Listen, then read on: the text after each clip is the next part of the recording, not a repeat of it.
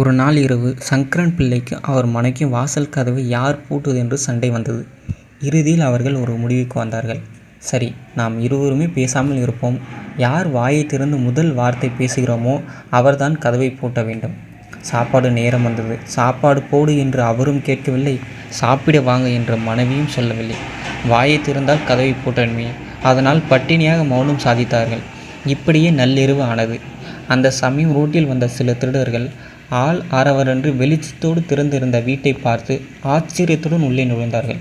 ஹாலில் உட்கார்ந்த இவர்களை பார்த்து அவர்கள் திடுக்கிட்டார்கள். ஆனால் வீட்டில் இருந்த இருவரும் வாயை திறக்கவில்லை, சும்மா வேடிக்கை பார்த்தார்கள். திருடர்கள் சந்தோஷமானது.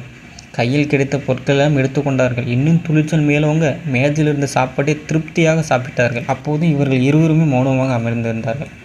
வேண்டியதெல்லாம் எடுத்துக்கொண்டு திருப்தியாக உண்டு ஆட்கள் இருந்தும் பிரச்சனையின்றி எல்லாம் நடந்தேறியதால் குஷியான திருடர்கள் விளையாட்டுத்தனம் அதிகமானது. அதில் ஒருவன் சங்கரன் பிள்ளையின் மனைவி காதில் இருந்த தோட்டை தைரியமாக கழற்றினான். அப்போது அவள் ஒன்றும் சொல்லவில்லை. அங்கிருந்த கத்தியை எடுத்து சங்கரன் பிள்ளையின் மீசையை மழிக்க அவர்களில் ஒருவன் சங்கரன் பிள்ளைக்கு அருகில் வந்தான். இதுவரை கல்லூனி மங்களாக அமர்ந்திருந்த சங்கரன் பிள்ளை வேறு வழியின்றி குரல் கொடுத்தான். சரி சரி, நானே போய் கதவை பூட்டுகிறேன்.